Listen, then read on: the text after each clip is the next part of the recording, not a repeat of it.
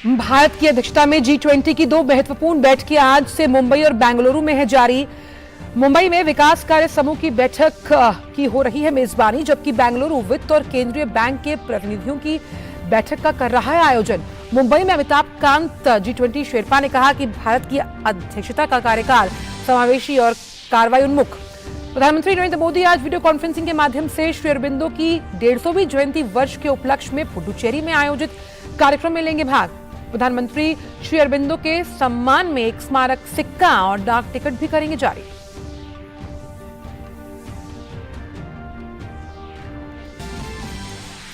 संसद में विपक्ष का हंगामा, लोकसभा और राज्यसभा की कार्रवाई रही बाधित। रक्षा मंत्री राजनाथ सिंह तवांग में भारत और चीन के सैनिकों के बीच हुई झड़प पर दोनों सदनों में देंगे बयान। वहीं प्रश्नकाल में हंगामे को लेकर गृह मंत्री अमित शाह ने विपक्ष के रवैये को लताड़ा।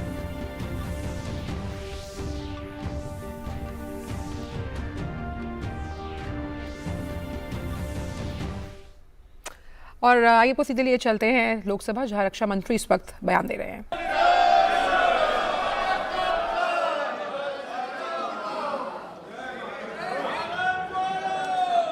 माननीय सदस्यगण, मुझे कुछ विषयों पर स्थगन प्रस्ताव की सूचना प्राप्त हुई है। मैंने स्थगन प्रस्ताव की किसी सूचना को अनुमति प्रदान नहीं की गई। माननीय रक्षा मंत्री जी,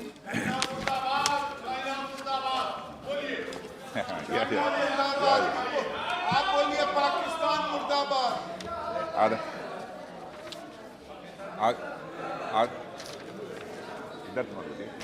आदरणीय अध्यक्ष महोदय, मैं इस गरिमामयी सदन को अरुणाचल प्रदेश के तवांग सेक्टर में हमारी सीमा पर 9 दिसंबर 2022 को हुई एक घटना के बारे में अवगत कराना चाहूंगा।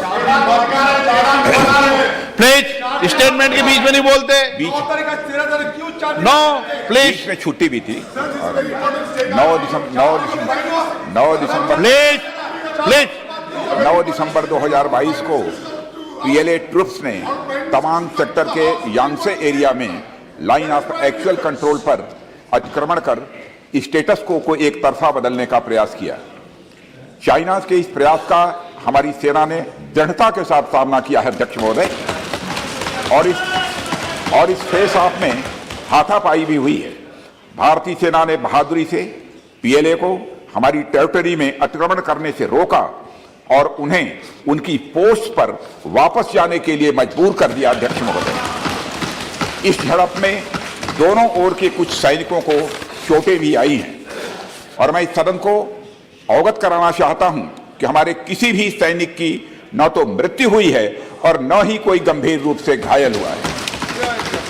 इंडियन मिलिट्री कमांडर्स के टाइमली इंटरवेंशन के कारण पीएलए सोल्जर्स अपनी लोकेशंस पर वापस चले गए अध्यक्ष महोदय, और इस घटना के पश्चात एरिया के लोकल कमांडर ने 11 दिसंबर 2022 को अपने चाइनीज काउंटर पार्ट के साथ स्थापित व्यवस्था के तहत एक फ्लैग मीटिंग की और इस घटना पर चर्चा की। चीनी पक्ष को इस तरह के एक्शन के लिए मना किया गया और सीमा पर शांति बनाए रखने के लिए कहा गया। इस मुद्दे को चीनी पक्ष के साथ कूटनीतिक स्तर पर भी उठाया गया है। अध्यक्ष महोदय, मैं इस सदन को आश्वस्त करना चाहता हूं कि हमारी सेनाएं हमारी भौमिक अखंडता को सुरक्षित रखने के लिए पूरी तरह से प्रतिबद्ध हैं और इसके खिलाफ किसी भी प्रयास को रोकने के लिए सदैव तत्पर है हमारी भारत की सेना। और मुझे विश्वास है कि यह सदन हमारी सेनाओं की वीरता और साहस को एक स्वर से समर्थन देगा। और अध्यक्ष महोदय, मैं पूरी तरह से आश्वस्त हूं कि यह संसद बिना किसी संशय के भारत की सेना की क्षमता, शौर्य, पराक्रम व प्रतिबद्धता का भी अभिनंदन करेगा। धन्यवाद अध्यक्ष महोदय। कोई माननीय, आप वरिष्ठ सदस्य हैं, सदन नियमों प्रक्रियाओं से चलता है और नियम प्रक्रिया के अंदर कोई भी स्पष्टीकरण का सदन में, लोकसभा में नियम प्रक्रिया नहीं है।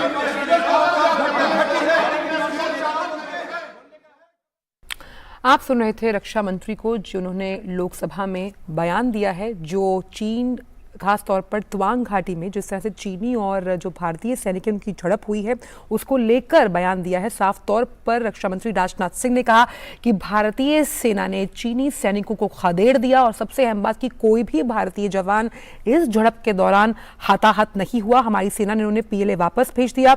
घटना में कोई भी जवान हताहत नहीं हुआ है, जिसकी जानकारी रक्षा मंत्री राजनाथ सिंह ने दी।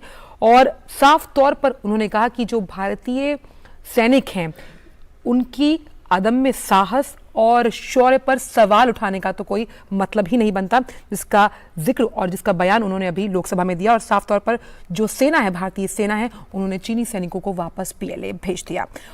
और आइए अब सबसे पहले बुलेटिन में जान लेते हैं G20 के आयोजन से जुड़ी तमाम बड़ी खबरें।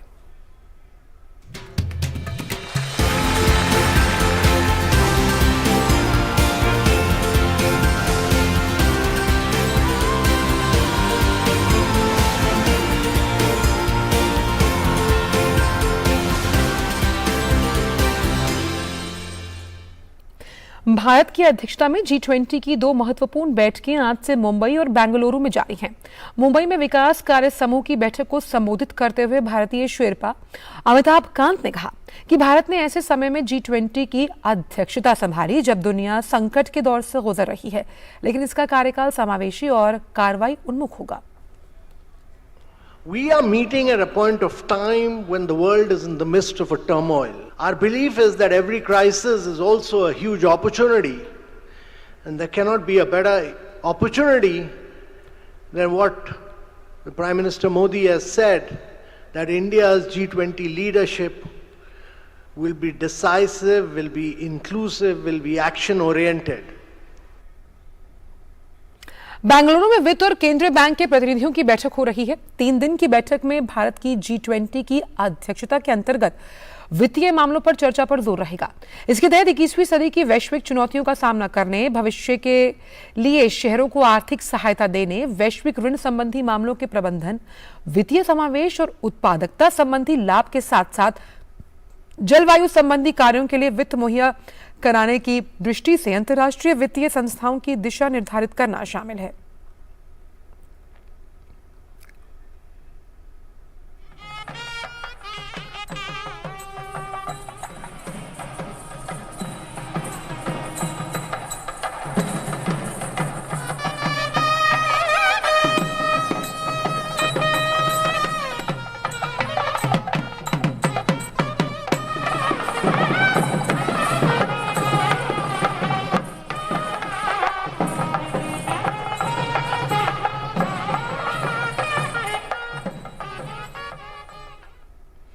पहले वित्त और केंद्रीय बैंक की प्रतिनिधियों की बैठक आज बेंगलुरु में आयोजित हो रही है।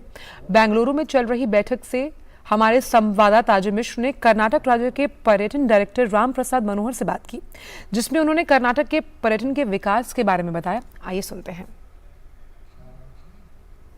The meeting of finance track of G20 has begun in Bengaluru, and Ministry of Tourism is the nodal ministry for conducting this very important convention, and it is also an opportunity for India to showcase not just the hard power, economic power, but the soft power of the state. We have with us the Director of Tourism in Karnataka, Dr. Ram Prasad Manohar with us. Thank you very much, sir. What are the main thing that we are going to showcase to the world via this G20 convention? First of all, we are happy and proud to host this G20 summit on behalf of Government of India in Karnataka, and also it's an opportunity for Karnataka Tourism Department to showcase its tourism potential to the world. And also we have arranged the welcome reception to all the G20 delegates in a very, very traditional way, and we have brought the Yakshagana artist around the clock, and they are welcoming the guest in a traditional way. And every guests are very delighted, and they were very happy to be received in a very grand manner. And after the receipt of the guest, we have got them accommodated in the one of the best properties in Bengaluru, and they are enjoying the hospitality of Government of Karnataka. And over and above, we have done some tourism stalls here to express to showcase our potential, especially the Mysore Palace. You will be able to see that. But sir, before that, I think this Sagar and Bhanumati are going to be the core star of attraction, because many people are coming. Of course, for the delegates coming abroad, coming from abroad, these kinds of live elephants are really awesome to look, and also it is showcasing not only an elephant, it is also showcasing our Dasara tradition, where we respect animals and we honor the animals and we pray the animals, and we also take them to the wildlife elements of the Karnataka. Right. So I feel that the elephants are symbolic animals for Karnataka state, and it's also a state animal. So with this we are showcasing the tourism. Your tagline is that one state and many countries, many worlds. So right now we can also see that there is a beautiful stall of in Darbar Hall of Mysore. Can you also explain what is that and what is the significance of this very beautiful? Of Mysore Palace.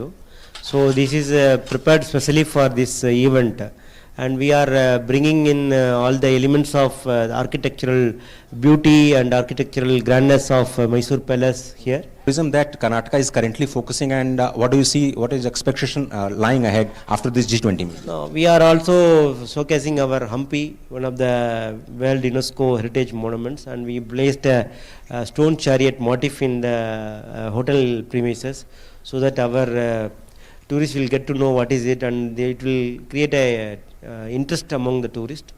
And also G20 delegates who will be the brand ambassador for the other countries. So it's by word of mouth this tourism will improve. Year 2023 is also an international year for the millet, and ragi is one of the core product that we are going to showcase. One district, one product is one focus that I think you are going to make delegates familiar with. That's also one good focus. Yeah, good. You are rightly point out it, and we have made the stalls for exhibiting the millet diversity of Karnataka. You know, the Karnataka is one of the richest state in producing millets, and we have ragi, jowar, and other minor millets. So all those millets have been displayed by the Karnataka government, especially the Karnataka Food and Civil Supplies Corporation, and we have given them a stall and they are exhibited, and also our delegates are looking into that, and they are getting into see how it appears and how this can be consumed. All those things, details can be given. Grandeur of Mysore Dashahara to the wildlife tourism and to the conventional or the MICE tourism, where the share of India is very less, is just 1%, is going to get a big boost after this G20 convention. With camera person Kuldeep Sharma, Ajay Mishra, DD News, Bangalore. रुक करते अगली खबर का। अरुणाचल प्रदेश के तवांग इलाके में वास्तविक नियंत्रण रेखा पर भारत और चीनी सैनिकों के बीच झड़प को लेकर कुछ देर पहले रक्षा मंत्री राजनाथ सिंह ने लोकसभा में वक्तव्य दिया। रक्षा मंत्री ने कहा कि भारतीय सैनिकों ने चीनी सैनिकों को करारा जवाब दिया है। आदरणीय अध्यक्ष महोदय, मैं इस गरिमामयी सदन को अरुणाचल प्रदेश के तवांग सेक्टर में हमारी सीमा पर 9 दिसंबर 2022 को हुई एक घटना के बारे में अवगत कराना चाहूँगा। 9 दिसंबर 2022 को पीएलए ट्रुप्स ने तवांग सेक्टर के यांगसे एरिया में लाइन ऑफ एक्चुअल कंट्रोल पर अतिक्रमण कर स्टेटस को एक तरफा बदलने का प्रयास किया। चाइना के इस प्रयास का हमारी सेना ने दृढ़ता के साथ सामना किया है अध्यक्ष महोदय, और इस फेस ऑफ में हाथापाई भी हुई है।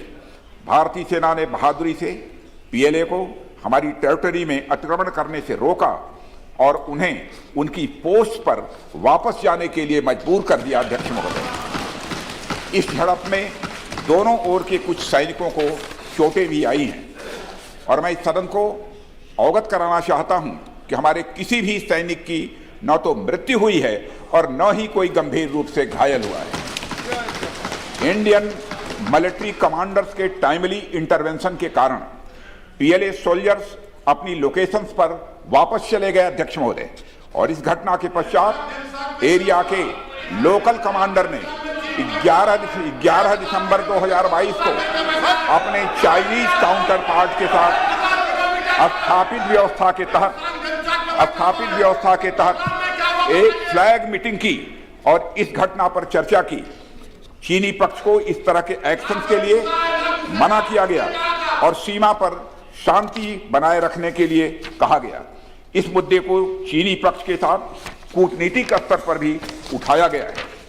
अध्यक्ष महोदय, मैं इस सदन को आश्वस्त करना चाहता हूं कि हमारी सेनाएं हमारी भौमिक अखंडता को सुरक्षित रखने के लिए पूरी तरह से प्रतिबद्ध हैं और इसके खिलाफ किसी भी प्रयास को रोकने के लिए सदैव तत्पर है हमारी भारत की सेना। और मुझे विश्वास है कि यह सदन हमारी सेनाओं की वीरता और साहस को एक स्वर से समर्थन देगा।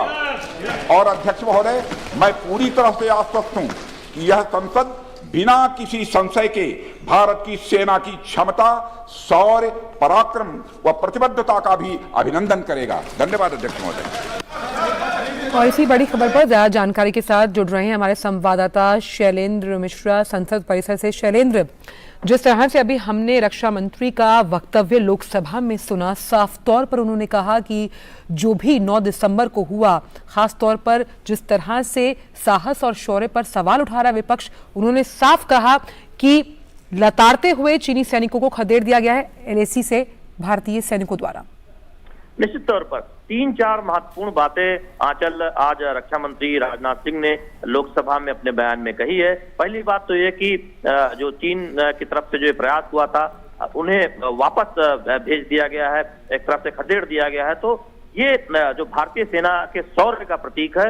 और दोनों तरफ से एक तरफ से देखें तो जो घायल हुए, लेकिन कोई भारतीय सैनिक की न तो मौत हुई है न तो कोई गंभीर तौर पर घायल हुआ है। ये बात स्पष्ट तौर पर आज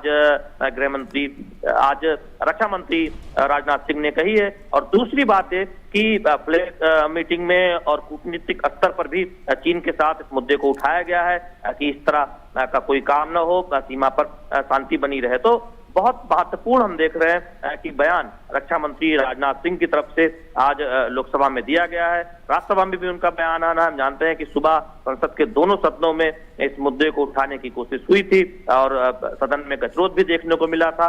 और अब जबकि संसदीय कार्य मंत्री ने स्पष्ट तौर पर सुबह ही लोकसभा में कहा था कि लोकसभा में और राज्यसभा में रक्षा मंत्री राजनाथ सिंह इस पूरे मुद्दे पर बयान देंगे। तो अब राजनाथ सिंह ने लोकसभा में बयान देकर पूरी स्पष्टता से जो स्थिति है, जो कुछ वहां पर हुआ और जो आगे कदम उठाए गए, उनकी विस्तार से जानकारी दी है और सेना के शौर्य की प्रशंसा की।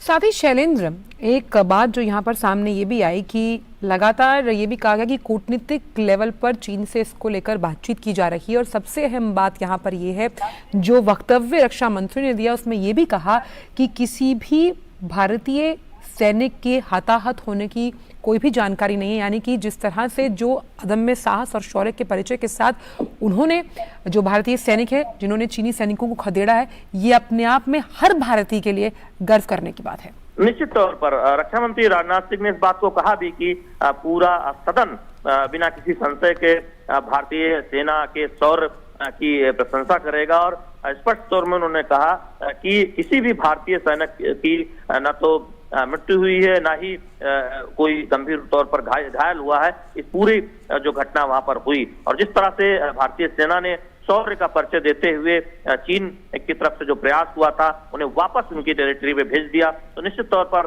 यह दिखाता है कि भारतीय सेना ने शौर्य और पराक्रम का परिचय दिया है। हम जानते हैं कि इस मुद्दे को जब लोकसभा में उठाने की कोशिश की गई थी 11 बजे, और जानते हैं उसकी वजह से प्रश्नकाल अभी गतिरोध के चलते नहीं चला, तब स्पष्ट तौर पर सरकार की तरफ से कहा गया था, संसदीय कार्य मंत्री की तरफ से, कि रक्षा मंत्री राजनाथ सिंह बयान देंगे इस पूरी घटना पर लोकसभा में 12 बजे। और उन्होंने बयान देते हुए कई महत्वपूर्ण जो बिंदु है वहां पर क्या कुछ हुआ, उसके बाद क्या कूटनीतिक स्तर पर पहल हुई और उस वक्त क्या हुआ था, इसकी विस्तार से जानकारी दी है। तो निश्चित तौर पर हम ये कह सकते हैं कि अब सरकार की तरफ से औपचारिक तौर पर संसद में, लोकसभा में वहां पर जो घटनाक्रम जो घटित हुआ 9 दिसंबर को, वो उस बारे में पूरी जानकारी दे दी गई है। और हम जानते हैं कि इस पूरे मुद्दे पर जब लोकसभा में गतिरोध के चलते स्थगन देखने को मिला था, प्रश्नकाल नहीं हुआ था, तब गृह मंत्री अमित शाह मीडिया से बातचीत करने आए थे और उन्होंने कांग्रेस पार्टी पर आरोप लगाते हुए कहा था कि दरअसल जो आज प्रश्नकाल लगा था उसमें 5वां जो सवाल था और राजीव गांधी फाउंडेशन के FCRA लाइसेंस रद्द करने से जुड़ा हुआ था, और यही वजह है कि कांग्रेस पार्टी ने हंगामा किया, सदन को नहीं चलने दिया। और जिस तरह से ये भी कहा गया कि मामले को चीन के समक्ष कूटनीतिक स्तर पर उठाया गया है, इस लिहाज से आपके पास क्या जानकारी है शैलेंद्र? ने कहा कि फ्लैग मीटिंग जो होती है उसमें इस मुद्दे को रखा गया सामने कि इस तरह की कोई घटना न हो, इस तरह का कोई प्रयास चीन की तरफ से नहीं होना चाहिए, उन्हें स्पष्ट तौर पर ये बता दिया गया है। और कूटनीतिक स्तर पर हम जानते हैं कि सरकार ने इस मुद्दे को उठाया है चीन के साथ, तो निश्चित तौर पर यह दिखाता है कि भारत सरकार कितनी प्रतिबद्ध है अपनी जो टेरिटरी है उसकी रक्षा के लिए। और आज गृह मंत्री अमित शाह ने मीडिया से बातचीत में इस बात को कहा भी कि 1 इंच भी भारत की जमीन बीजेपी सरकार प्रधानमंत्री नरेंद्र मोदी की अगुवाई में रहते हुए 1 इंच भी उस पर कोई कब्जा नहीं कर सकता, वो जाने नहीं दी जाएगी। और ये प्रतिबद्धता को दर्शाता है सरकार की कि किस तरह से वो सजग है, और भारतीय सेना के शौर्य को भी दर्शाता है। जो पूरी घटनाक्रम हुई जिसमें चीन की तरफ से जो प्रयास किया गया वो पूरी तरह से असफल साबित कर दिया गया, और उनके जो सेना के जो सदस्य थे उनको वापस खदेड़ दिया गया। लेकिन शैलेंद्र, एक बात बहुत जो आश्चर्यजनक भी है वो ये है कि जिस तरह से जब भी इस तरह की घटना सामने आती है जहां पर ये जो रणबांकुरे हैं अपने अदम्य साहस का परिचय देते हुए अपने प्राणों की आहुति भी देते हैं और अपने कर्तव्यनिष्ठ आचरण से देश की रक्षा करते, तभी मैं और आप आज यहाँ बैठकर काम कर रहे हैं। लेकिन विपक्ष का इस तरह से सवाल उठाना और इस तरह से संशय करना बहुत ज्यादा, हम कहते हैं कि कहीं ना कहीं तभी आकर वक्तव्य देना पड़ा रक्षा मंत्री राजनाथ सिंह को। देखिए, पहली बात तो यह है कि कोई भी जब इस तरह की जानकारी सामने आती है तब सरकार उचित समय पर, अगर संसद का सत्र चल रहा होता है तो सबसे पहले सत्र के दौरान लोकसभा और राज्यसभा में तमाम संसद सदस्यों को और संसद सदस्यों के माध्यम से, लोकसभा राज्यसभा के माध्यम से देश की जनता को यह जानकारी देती है कि वहां पर क्या घटित हुआ था, क्या कुछ हुआ, मौजूदा स्थिति क्या है, क्या पहल की गई है। और ये सरकार का कर्तव्य होता है। और हमने देखा कि इस बारे में संकेत सुबह से ही मिलने लगे थे कि आज रक्षा मंत्री राजनाथ सिंह का बयान संसद के दोनों सदनों में होगा। लेकिन खासतौर पर विपक्षी दल में कांग्रेस पार्टी का जो एक रुख रहता है, इस तरह का जब कोई मुद्दा सामने आता है सरकार को घेरने का, तो उस पर सवाल उठता है कि आखिर कांग्रेस पार्टी की रणनीति क्या है, आखिर क्या वो इन मुद्दों के बहाने बाकी मुद्दों को छुपाना चाहते हैं, इस पर सवाल उठता है। क्योंकि इससे पहले भी ये देखने को मिला है जब देश से जुड़ा कोई मुद्दा होता है, कांग्रेस पार्टी जिस तरह से सदन में व्यवधान करती है उस पर बीजेपी सवाल उठाती है। और आज हमने देखा कि जब लोकसभा में रक्षा मंत्री राजनाथ सिंह ने बयान दिया और उसके बाद लोकसभा अध्यक्ष ने कहा कि लोकसभा में ऐसी कोई परंपरा नहीं है कि किसी मंत्री के बयान के बाद सवाल पूछे जाए। अच्छा शैलेंद्र, मैं आपको रोकना चाहूंगी। एक बयान जो केंद्रीय गृह मंत्री द्वारा भी इसी मुद्दे पर दिया गया है, पहले वो सुनवाते हैं अपने दर्शकों को, फिर मैं आपके पास वापस आऊंगी। तो केंद्रीय गृह मंत्री अमित शाह ने तवांग में भारत और चीन के सैनिकों के बीच झड़प पर यह कहा कि हमारे सैनिकों ने जिस तरह से वीरता का परिचय दिया और हमारे मातृभूमि की रक्षा की, उसकी मैं भूरी भूरी प्रशंसा करता हूं। उन्होंने कहा कि सेना ने कुछ ही देर में घुसे हुए सभी चीनी सैनिकों को भगा दिया और हमारी भूमि की रक्षा की। अमित शाह ने कहा कि भारत की 1 इंच जमीन पर भी कोई कब्जा नहीं कर सकता। भारतीय जनता पार्टी की सरकार है, नरेंद्र मोदी इसके प्रधानमंत्री है, और जब तक भारतीय जनता पार्टी की मोदी सरकार चल रही है 1 इंच जमीन पर भी कोई कब्जा नहीं कर सकता। कल अपने सेना के जवानों ने जो 8 की देर रात को और 9 की सुबह को जो वीरता दिखाई है, मैं इसकी भूरी भूरी प्रशंसा करता हूं। इन्होंने घुसे हुए सभी लोगों को कुछ ही घंटों में वापस खदेड़ दिया और हमारी भूमि का रक्षण किया है। और केंद्रीय गृह मंत्री अमित शाह ने संसद के शीतकालीन सत्र में विपक्ष द्वारा किए जा रहे हंगामे की आलोचना की। अमित शाह ने पत्रकारों से बात करते हुए कहा कि लोकसभा में आज विपक्ष ने प्रश्नकाल चलने ही नहीं दिया। मैं इस कृत्य की निंदा करता हूं। आज लोकसभा में प्रश्नकाल को विपक्ष के द्वारा चलने नहीं दिया गया। समूचा विपक्ष और विशेषकर कांग्रेस पार्टी के इस प्रयास की मैं घोर निंदा करता हूं। अरुणाचल में 8 की देर रात और 9 की सुबह घटी घटनाओं का हवाला देते हुए विपक्ष ने बहुमूल्य प्रश्नकाल को स्थगित करवा दिया। इसका कोई औचित्य इसलिए नहीं था कि पार्लियामेंट्री अफेयर्स मिनिस्टर ने स्पष्टता से कह दिया था कि 12 बजे इस देश के रक्षा मंत्री श्री राजनाथ सिंह जी इस विषय पर सदन के सामने अपना बयान रखेंगे। जब बयान रखने की बात कर ही दी तो इसका कोई औचित्य नहीं था। अमित शाह ने साथ ही में कांग्रेस को घेरते हुए कहा कि मैं संसद को जवाब देना चाहता था कि राजीव गांधी फाउंडेशन को 2005 से 2007 के वित्तीय काल के दौरान चीनी दूतावास से करीबन 1 करोड़ रुपए से ज्यादा का जो अनुदान मिला था, जो FCRA के अनुसार उचित नहीं था। इसलिए गृह मंत्रालय ने कानूनी प्रक्रिया का पालन करते हुए इसका पंजीकरण रद्द कर दिया था। मैं कांग्रेस पार्टी को पूछना चाहता हूं, ये दोगला रवैया जनता के सामने नहीं चलता है। जनता सब देख रही है। आपके परिवार द्वारा चलाया गया फाउंडेशन, उसका FCRA रजिस्ट्रेशन चीन की दूतावास से मिले हुए अनुदान से समाप्त हुआ है। आपके ही समय में हजारों किलोमीटर भूमि अवैध रूप से हमसे हड़प ली गई है। आपके ही समय में हमें मिली हुई सुरक्षा परिषद की सदस्यता आपने निजी संबंधों को बनाने के लिए चीन की भेंट कर दी है। ये सारी जनता ये सभी विषयों को जानती है। और ये जो तमाम बातें कही गई हैं गृह मंत्री द्वारा, उसी पर हम शैलेंद्र मिश्रा से जानकारी लेंगे। शैलेंद्र, जो तमाम बड़ी बातें कही हैं, एक एक करके मैं आपसे जानना चाहूंगी। सबसे पहली बड़ी बात गृह मंत्री द्वारा कही गई वो ये थी कि हमारी भूमि की रक्षा करने के लिए जो भारतीय सैनिक हैं वो हमेशा तत्पर हैं, वही सिपह सलार हैं और तभी वो जो सीमा है उसके प्रहरी बनकर खड़े हैं और 1 इंच भी भारत की जमीन पर कब्जा नहीं किया जा सकता। बहुत बड़ा बयान है गृह मंत्री द्वारा। निश्चित तौर पर बहुत अहम बात गृह मंत्री अमित शाह ने कही मीडिया से बातचीत करते हुए कि 1 इंच भी भारत की जमीन पर कोई कब्जा नहीं कर सकता। और उन्होंने ये याद भी दिलाया कि पूर्व की सरकारों के समय क्या हुआ था, 1962 में क्या हुआ था जब कांग्रेस की सरकार थी, और आज जिस तरह से कांग्रेस पार्टी का रुख है वो एक सवालिया निशान उठाता है कि जब प्रश्नकाल के दौरान राजीव गांधी फाउंडेशन से जुड़ा एक सवाल 5वें नंबर पर लिस्टेड था जिस पर जवाब देना था गृह मंत्री को, तो ऐसे में ये प्रश्नकाल को बाधित करने का काम क्यों किया गया। तो दरअसल क्या ये एक सोची समझी रणनीति का हिस्सा है, ये सवाल गृह मंत्री अमित शाह ने उठाया है मीडिया से बातचीत करते वक्त। क्योंकि हम देखते हैं कि जब भी राजीव गांधी फाउंडेशन से जुड़ा कोई मुद्दा सदन में उठाने की कोशिश करता है, कांग्रेस पार्टी के लोग उस पर हंगामा करते हैं, सदन में व्यवधान करते हैं, और पहले भी ऐसा देखने को मिला है। तो निश्चित तौर पर बीजेपी और गृह मंत्री अमित शाह ने आज इस बात को उठाया कि दरअसल ये प्रश्नकाल को स्थगन के बहाने कांग्रेस पार्टी शायद नहीं चाहती थी कि उस मुद्दे पर सरकार की तरफ से वो जवाब दें, लिहाजा सदन में व्यवधान किया गया। तो हम 2 बयान देख रहे हैं, एक रक्षा मंत्री राजनाथ सिंह का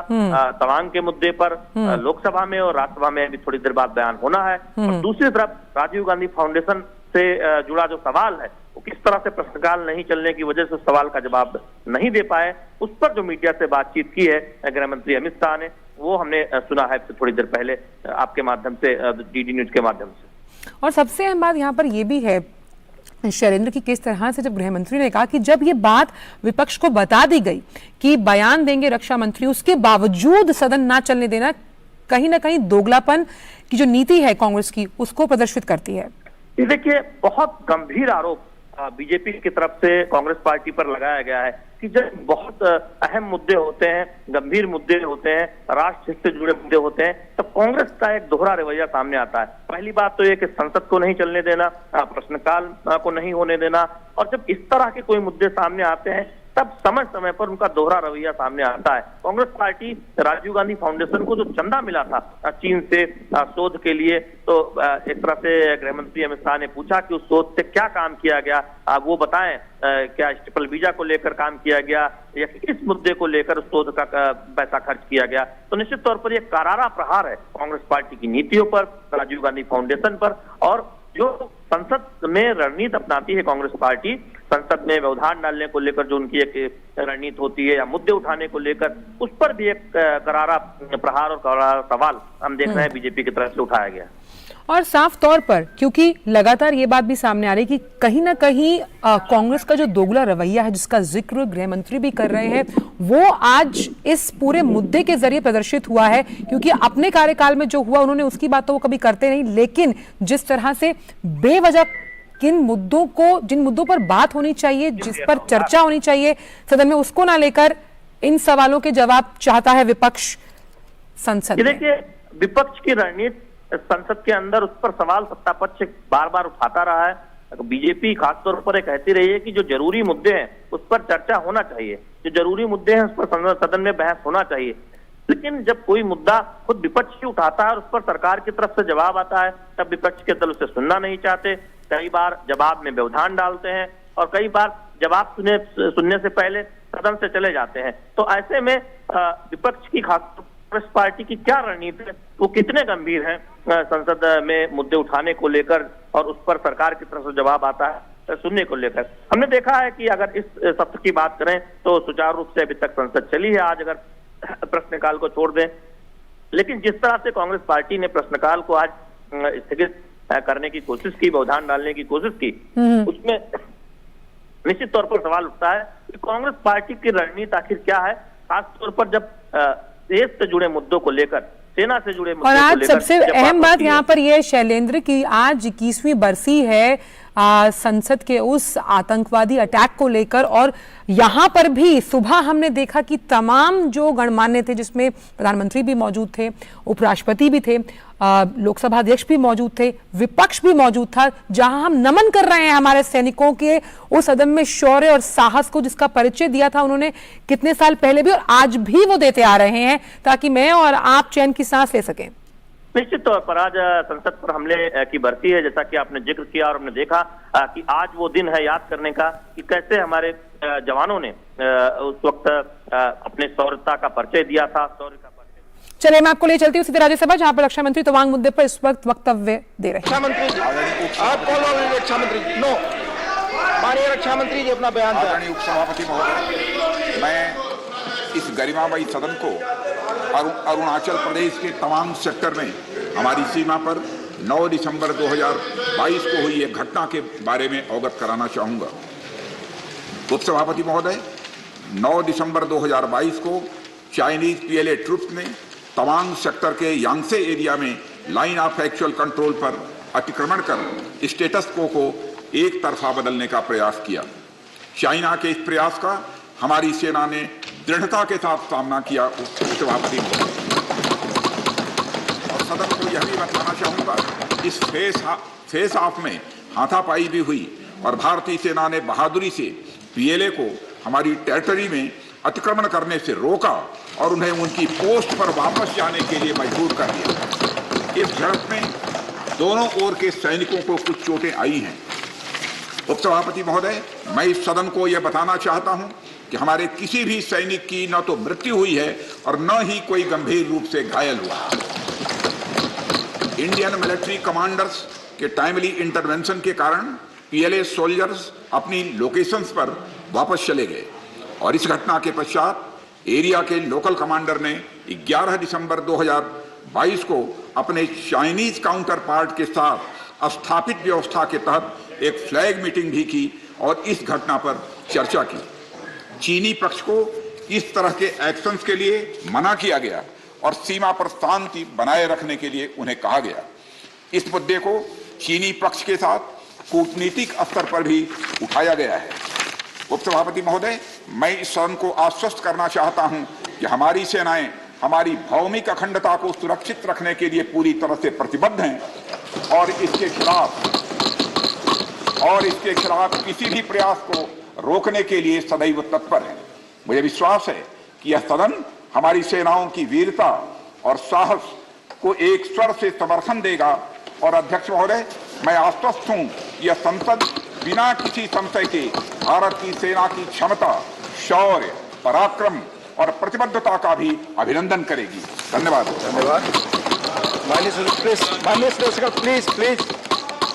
माननीय रक्षा मंत्री के अरुणाचल प्रदेश के तवांग सेक्टर में 9 दिसंबर 2022 को जो घटना घटी उसके बारे में एक विस्तृत वक्तव्य सदन के समक्ष रखा है। माननीय सदस्यगण, हमारी सेनाएं पूरी मुस्तैदी और ताकत के साथ हमारी सीमाओं पर तैनात हैं और उनके शौर्य और वीरता पर पूरे सदन को हम सबको विश्वास और भरोसा है। देश की सीमाओं की सुरक्षा और संप्रभुता के लिए सर्वोच्च बलिदान देने में भी हमारे सैनिक सदैव तत्पर हैं और रहेंगे। माननीय सदस्य, यह एक संवेदनशील विषय है। जैसा माननीय रक्षा मंत्री जी ने बताया, सरकार उत्पन्न हुई स्थिति को पूरी गंभीरता के साथ ले रही है और सभी आवश्यक कदम उठा रही है।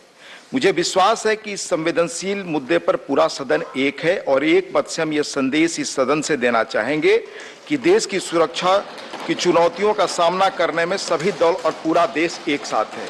माननीय सदस्यगण, मैं आपको बताना चाहूंगा इस सदन के अतीत के कुछ उदाहरण। सेशन नंबर 210 में 6/3/2007 को Naxal attack on Shri Sushil Kumar Mahato MP Lok Sabha इस विषय पर। फिर सेशन नंबर 212 26/11/2007। तो आपने सुना रक्षा मंत्री राजनाथ सिंह को, जो बयान उन्होंने राज्यसभा में दिया त्वांग का जो मुद्दा है उस पर अपना वक्तव्य पेश किया। साफ तौर पर उन्होंने कहा कि त्वांग सेक्टर में जो हमारी सीमा है, 9 दिसंबर 2022 को जो घटना हुई उसके बारे में उन्होंने अवगत कराया। यही बयान उन्होंने लोकसभा में भी दिया था कि किस तरह से जो लाइन ऑफ एक्चुअल कंट्रोल है, अतिक्रमण पर जो स्टेटस को मेंटेन्ड है, जो चीनी सैनिक हैं उनको खदेड़ दिया गया। सबसे अहम बात कि कोई भी सैनिक हताहत नहीं हुआ और कूटनीतिक लिहाज से इसे चीन के समक्ष उठाया गया है। इसी पर बात करने के लिए हमारे साथ हमारे संवाददाता ऋषि जुड़ गए हैं। ऋषि, जो बयान हमने लोकसभा में रक्षा मंत्री का सुना था, वही बयान उन्होंने अभी राज्यसभा में भी दिया। सबसे अहम बात, लगातार वो सदन को आश्वस्त करते हुए कि जो सैनिक है वो तत्परता से भारतीय सीमाओं की चौकसी और उसके अदम्य प्रहरी हैं। बिल्कुल, देखिए रक्षा मंत्री ने जिस तरीके से दोनों सदनों में बयान स्पष्ट किया है कि भारत की सेना पूरी तरीके से भारत की जो भौमिक अखंडता है उसको सुरक्षित रखने में पूरी तरीके से सक्षम है। भारत की सेना की जो क्षमता है, उसका शौर्य है, उसकी वीरता है, वो देश जानता है। और उन्होंने जो 9 दिसंबर की घटना तवांग सेक्टर में जो हुई उसका विस्तृत ब्यौरा देते हुए कहा कि इस घटना में न तो कोई किसी की जान गई है और ना ही कोई गंभीर रूप से घायल है।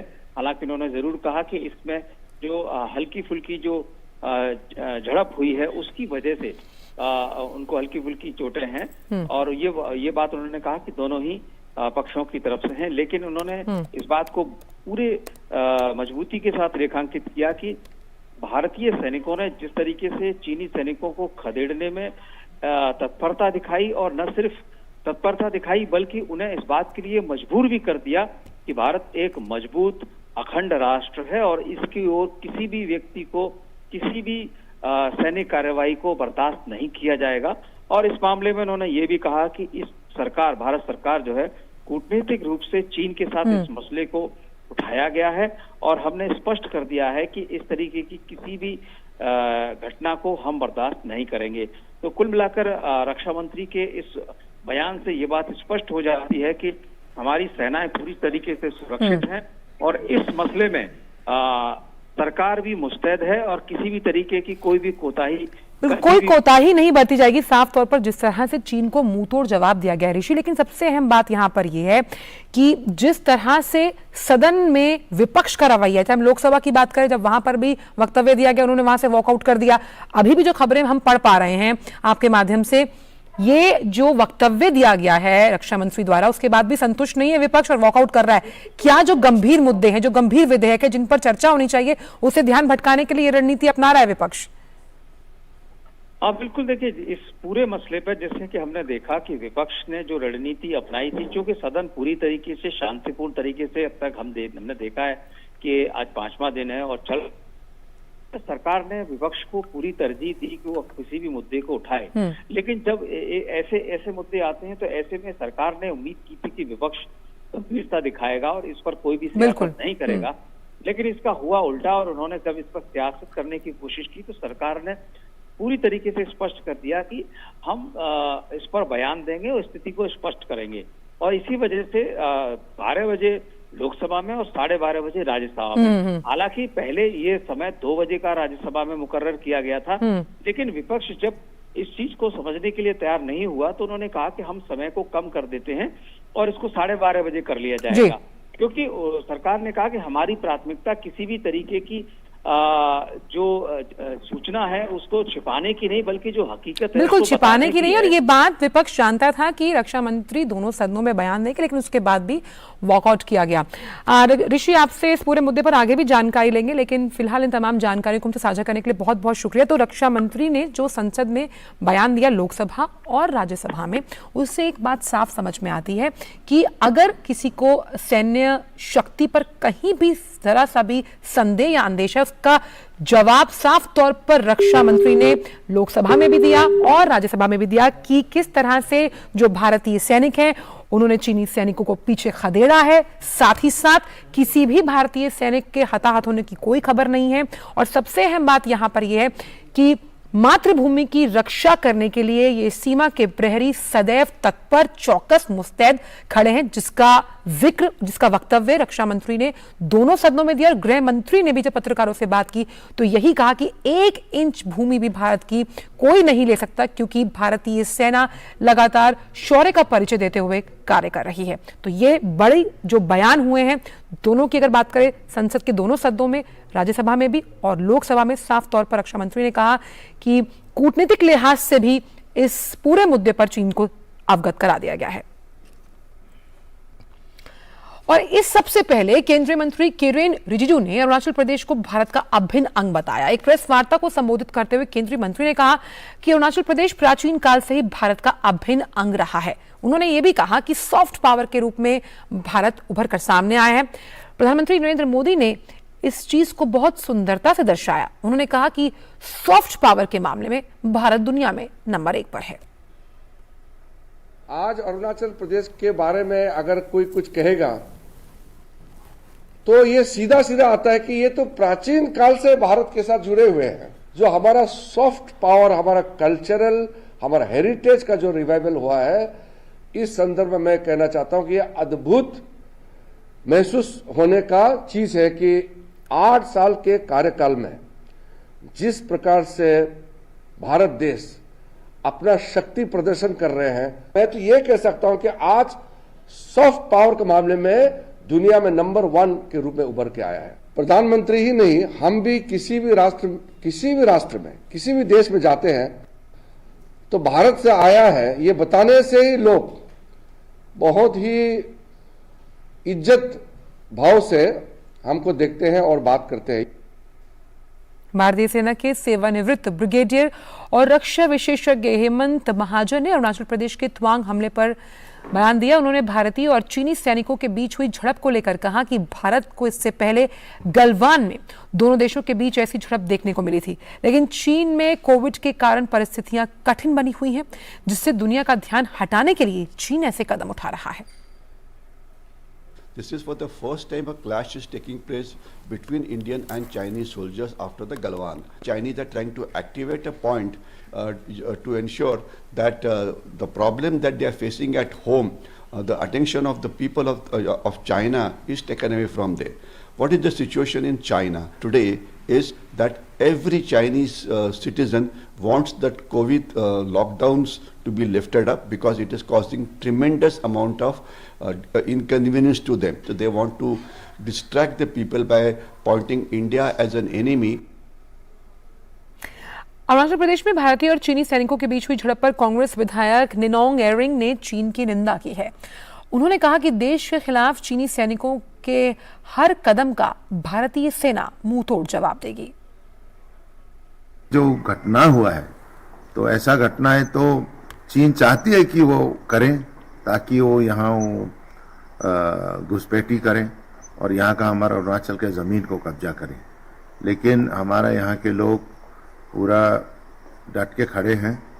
सीमावर्ती इलाके में हम बैठते हैं और हम चाहते हैं कि हमारा जो केंद्र सरकार है इस पे वो नज़र रखें और शांति यहाँ बनाए रखने के लिए पूरा कोशिश करें।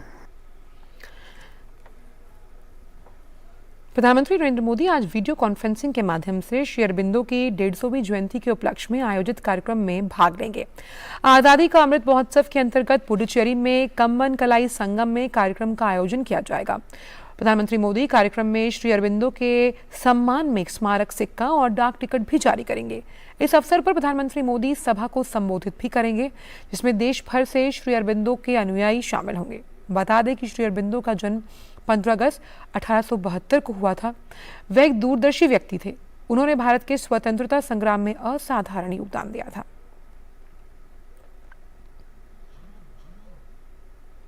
संसद भवन पर हुए आतंकी हमले की आज 21वीं बरसी है। इस दौरान 9 सुरक्षा बलों ने देश की रक्षा के लिए अपने प्राणों की आहुति दी थी। देश के इन सपूतों को आज संसद भवन में श्रद्धांजलि अर्पित की गई। उपराष्ट्रपति और राज्यसभा के सभापति जगदीप धनखड़, प्रधानमंत्री नरेंद्र मोदी, लोकसभा अध्यक्ष ओम बिरला, गृह मंत्री अमित शाह समेत कई केंद्रीय मंत्रियों और सांसदों ने हमले में शहीद हुए लोगों को श्रद्धांजलि अर्पित की। 13 दिसंबर 2001 को आज ही के दिन पाकिस्तान से आए 5 आतंकियों ने लोकतंत्र के पवित्र मंदिर संसद भवन पर हमला किया था। ये हमला संसद के शीतकालीन सत्र के दौरान हुआ था।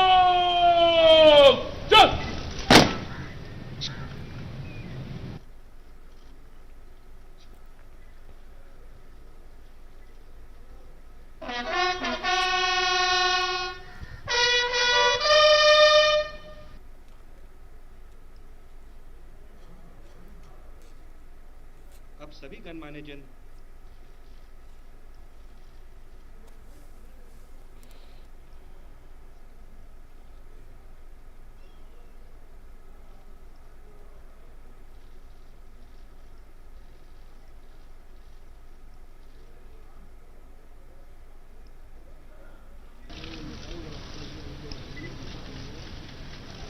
तो कितनी उपसभापति हरिवंश नारायण सिंह ने आज राज्यसभा में आज के दिन शहीद हुए लोगों को याद करते हुए कहा कि 13 दिसंबर 2001 को स्वतंत्र भारत के इतिहास में सबसे भयानक दिन के रूप में से याद किया जाएगा।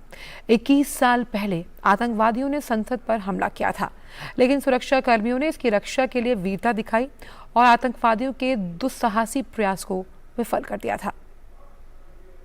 13th December will always be remembered as the grimmest day in the history of independent India. 21 years ago, on this day in 2001, terrorists attacked this scared temple of our democracy, but intrepid security personnel displayed death-defying courage and valor to defend and protect the parliament and foiled the audacious attempt of the terrorists to strike at the very soul of our nation. The attack took toll of 10 precious lives, 2 Parliament Security Service staff, 5 Delhi police personnel, a Women's Central Reserve Police Force constable, a gardener of CPWD, and a camera person from ANI. Since then, on this day, we not only remember and express our deepest sympathies for lives lost and disrupted by this dastardly act. विदेश मंत्री doctor S Jaishankar आज से America के 2 दिवसीय दौरे पर रहेंगे। विदेश मंत्री एस जयशंकर न्यूयॉर्क में भारत की अध्यक्षता में चल रहे संयुक्त राष्ट्र सुरक्षा परिषद के 2 उच्च स्तरीय कार्यक्रमों की अध्यक्षता करेंगे। इस दौरान एस जयशंकर संयुक्त राष्ट्र मुख्यालय में महात्मा गांधी की प्रतिमा का अनावरण भी करेंगे। ये प्रतिमा संयुक्त राष्ट्र के लिए भारत की ओर से एक उपहार होगी। विदेश मंत्री शांति सैनिकों के खिलाफ अपराधों की रोकथाम के लिए एक मैत्री समूह की शुरुआत भी करेंगे।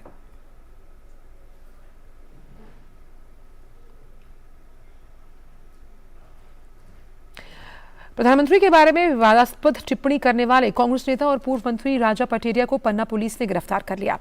दमोह जिले में राजा पठेरिया के निवास से गिरफ्तार किया गया। सोमवार को पन्ना के पवई थाने में पठेरिया के खिलाफ एफआईआर दर्ज की गई थी। उल्लेखनीय है कि राजा पठेरिया का एक वीडियो वायरल हो रहा है, जिसमें वे प्रधानमंत्री मोदी के खिलाफ विवादास्पद टिप्पणी कर रहे हैं।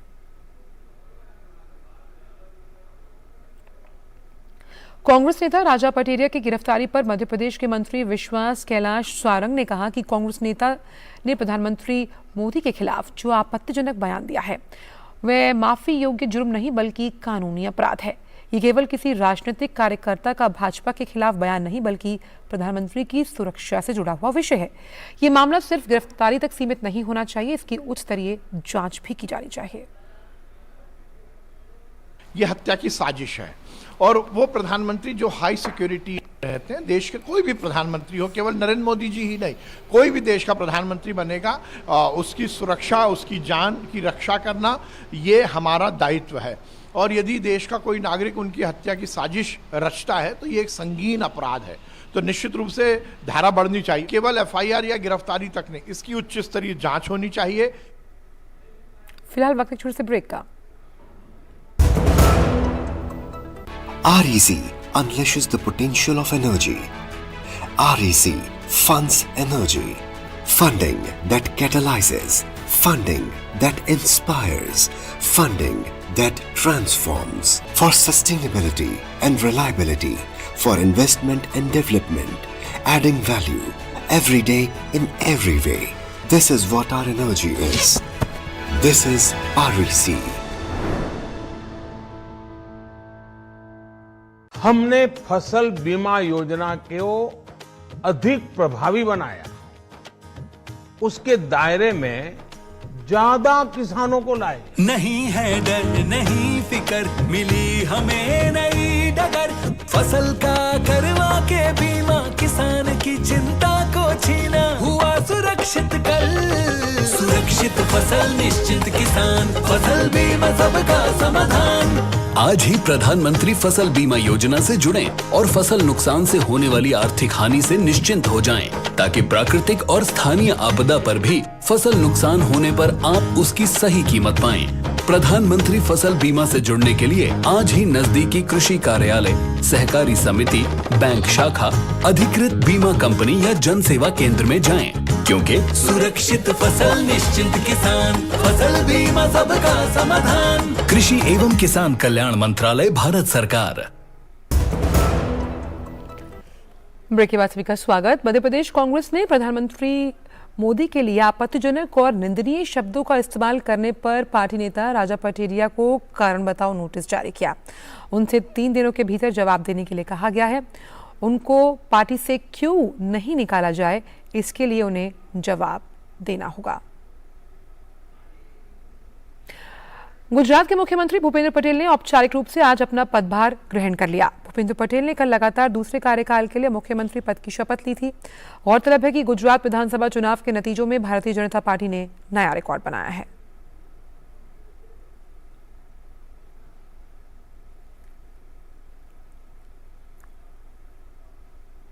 नौसेना प्रमुख एडमिरल आर हरिकुमार आज से श्रीलंका के 4 दिवसीय दौरे पर रहेंगे।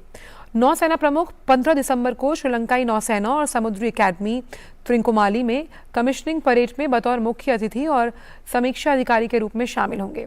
इस यात्रा के दौरान नौसेना प्रमुख श्रीलंका के वरिष्ठ राजनीतिक और रक्षा नेतृत्व के साथ वार्ता करेंगे। वे श्रीलंका सशस्त्र बलों के अन्य रक्षा प्रतिष्ठानों का भी दौरा करेंगे और विभिन्न द्विपक्षीय रक्षा सहयोग गतिविधियों की प्रगति की समीक्षा की जाएगी। नौसेना प्रमुख की ये यात्रा श्रीलंका के साथ विशेष रूप से समुद्री क्षेत्र में लंबे समय से चले आ रहे द्विपक्षीय रक्षा सहयोग को और बढ़ाएगी। भारतीय नौसेना वार्षिक स्टाफ वार्ता के माध्यम से नियमित रूप से श्रीलंका नौसेना के साथ बातचीत करती है और नियमित रूप से अनेक सैन्य अभियानगत गतिविधियों का संचालन भी। भारतीय नौसेना श्रीलंकाई नौसेना की क्षमता में वृद्धि संबंधी कदमों में भी साथ देती है।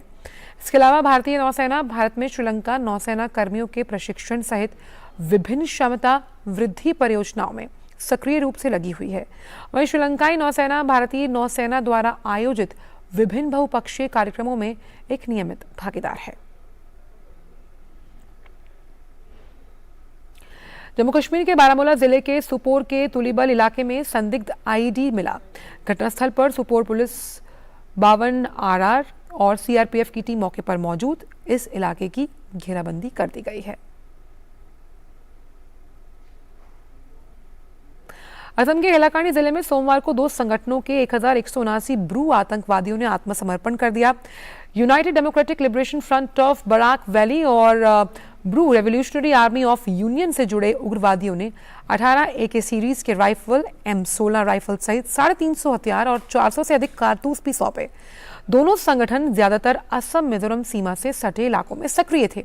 आत्मसमर्पण करने वालों में राजेश चरकी के नेतृत्व वाले ब्रू के 634 सदस्य और धन्यराम रेंग के नेतृत्व वाले UDLF BV के 545 सदस्य हैं।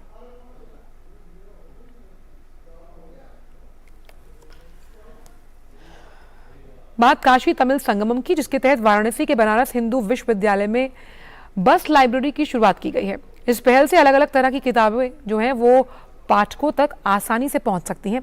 इस मौके पर हमारे संवाददाता हरिकेश बहादुर ने बस लाइब्रेरी में पहुंचकर पाठकों से बात की। काशी तमिल संगमम का एक बड़ा पार्ट है नेशनल बुक ट्रस्ट, उसने यहाँ पे ये लाइब्रेरी बस लगा रखी है। एक छात्रा हैं काशी हिंदू विश्वविद्यालय की, ये लाइब्रेरी बस से आप लोगों को क्या फायदा लग रहा है? काशी तमिल संगमम चूंकि चल रहा है, यहाँ पे अनेक प्रकार की किताबें रखी हुई हैं, कुछ मोटिवेशंस हमें दे रही हैं, कुछ हमें देश के बारे में समझा रही हैं। तो यहाँ पे छात्राओं को बहुत तरीके के लाभ हैं। यहाँ पे हम अपनी किताबें पढ़ सकते हैं, अपने करियर के बारे में जान सकते हैं। काशी तमिल संगमम के तहत ये लाइब्रेरी बस लगाई गई है, इससे आप शिक्षकों और छात्रों को क्या फायदा देख रहे हैं? बस पर भारतवर्ष के जितने स्वतंत्रता संग्राम सेनानी हैं, जितने प्रदेश हैं, जितने केंद्र शासित प्रदेश हैं, अपने देश के बारे में, हर प्रदेश के बारे में सारी किताबें दिखाई दे रही हैं। जैसे रविन्द्रनाथ टैगोर हुए, भूमि जहांगीर भाभा हुए, सबके बारे में बच्चे बड़े इंटरेस्ट से पढ़ भी रहे हैं और उनके बारे में समझ भी रहे हैं। इससे पहली बार हुआ कि लाइब्रेरी खुद बच्चों के पास चल कर आई है। आपको क्या फायदा लग रहा है इस लाइब्रेरी बस से? हम लोग किताब पढ़ते हैं, वो बहुत यूज़फुल होते हैं। इससे हम इंग्लिश इम्प्रूव कर सकते हैं और बहुत नॉलेज भी मिलता है बुक से। मैं यहाँ से गुजर रही थी तो मुझे ये बस दिखा, तो मुझे लगा कि मुझे भी एक बुक लेना चाहिए। बस का मकसद है लाइब्रेरी बस का कि जिसको दिख जाए, पढ़ने का शौक हो, तो वो आके किताबें देख सके, खरीद सके। काशी तमिल संगमम की तरफ से ये काशी हिंदू विश्वविद्यालय को एक अनुपम भेंट है national book trust of India की। कैमरा पर्सन मनोज कुमार साहनी के साथ doctor Harkesh Bahadur Singh Gautam, DD news, Kashi Hindu विश्वविद्यालय, वाराणसी। और अब बात फीफा की। फीफा विश्व कप अब अपने अंतिम पड़ाव के करीब। आज देर रात पहले सेमीफाइनल मुकाबले में लुसेल स्टेडियम में पिछली बार की उप विजेता क्रोएशिया का सामना 2 बार की विजेता अर्जेंटीना के साथ।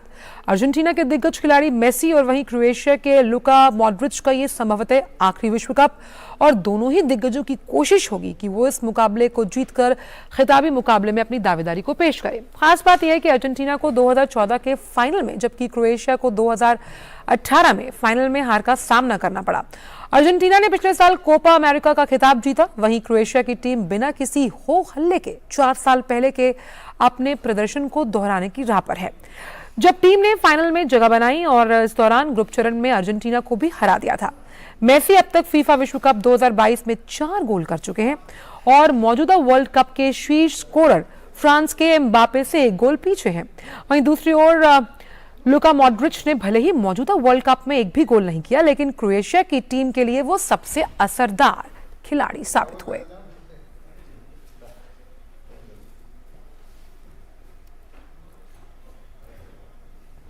और फिलहाल समाचारों में इतना ही। आगे आप देख सकते हैं मिड डे प्राइम मेरे सहयोगी आरिंद्र के साथ। दीजिए इजाजत, नमस्कार।